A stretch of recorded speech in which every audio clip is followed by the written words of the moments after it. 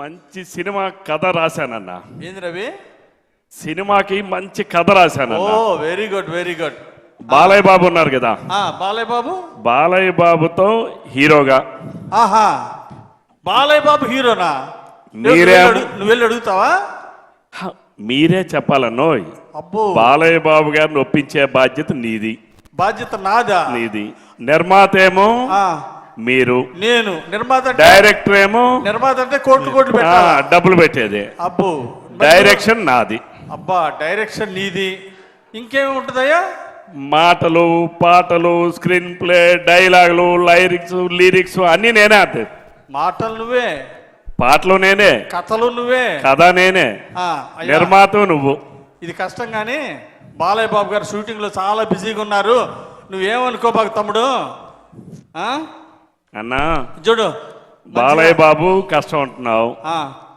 ఇది పట్టుకో అన్నా, ఇది పట్టుకోండి సార్, పట్టుకోండి. ఇదేంటి? ఇది ఇంకో కథ అన్నోయ్. ఉంది.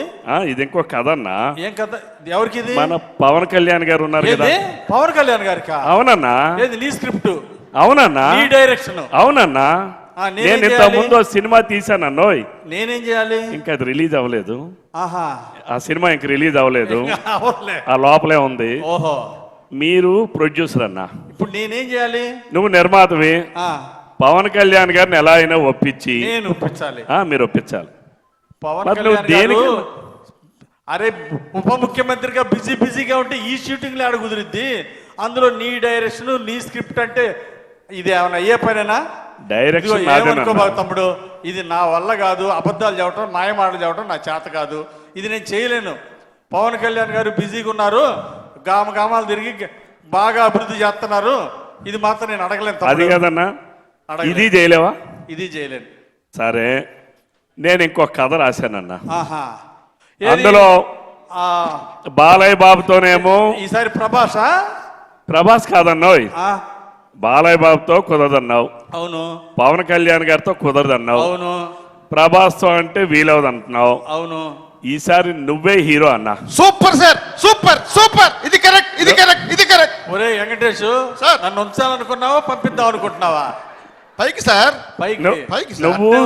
నువ్వు హీరో అన్నా, నిర్మాత నువ్వే, హీరో నువ్వే, డబ్బులు నాయే, డబ్బులు నీవి, కథ నాది, డైరెక్షన్ నాది, పాటలు నావి, పాటలు నావి, మ్యూజిక్ నాది, డాన్సులు నావి, డబ్బులు మాత్రం నీవి, హీరో నువ్వు. సినిమా ఎన్ని రోజులు ఆడిద్దంటో?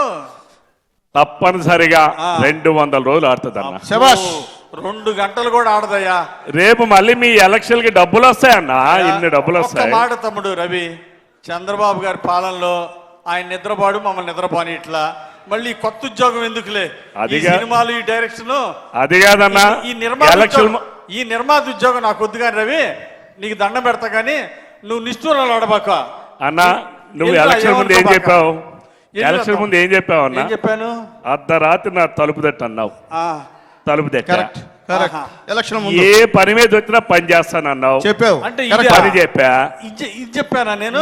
నువ్వు నటుడుగా ఉండి నీ చేతిలో ఉన్న పని కూడా నువ్వు చేయకపోతే అని చెప్పినానే నేను. నువ్వు నటుడుగా నిన్ను సినిమా హీరో అని చేస్తా, నువ్వు నిర్మాతం చేస్తా అంటే అది కూడా నువ్వు చేయనంటే నువ్వు ఎందుకంటావు నాకు ఎమ్మెల్యేవి? నువ్వెందుకు నాకు ఎమ్మెల్యేవి?